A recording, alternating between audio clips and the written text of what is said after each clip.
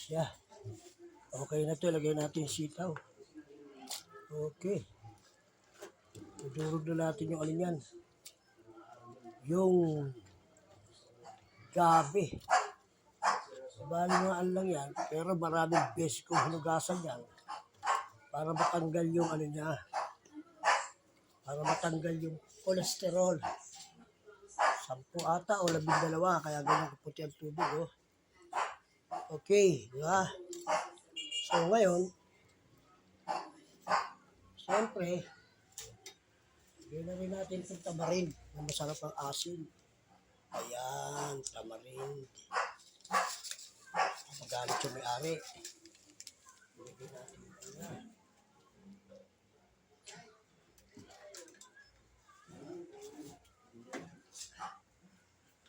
Bigyan natin ng konting asin. Yan ha. Laman yan ha, laman. Masarap na kumakalog yung laman yan. Kita yan eh. Yan. Ito nga baka dimulas yan. Pabalyan ako. Sarap.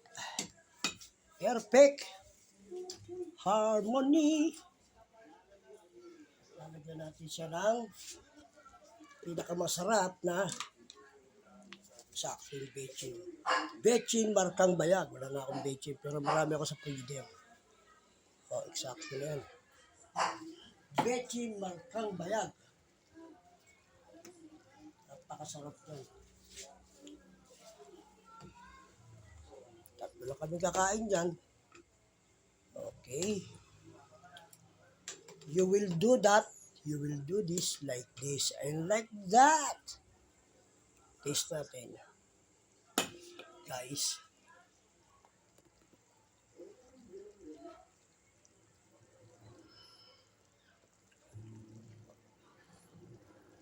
Tama na. Ang alat. Tama na yun. Kunti lang. Medyo matabang. Sorry ko. Init. Ilagay na natin tong kangkong 25. Gago mo putang ina nila. Oh. Wala na. Pang isang tao. Walang yung mga tao rito sa ano.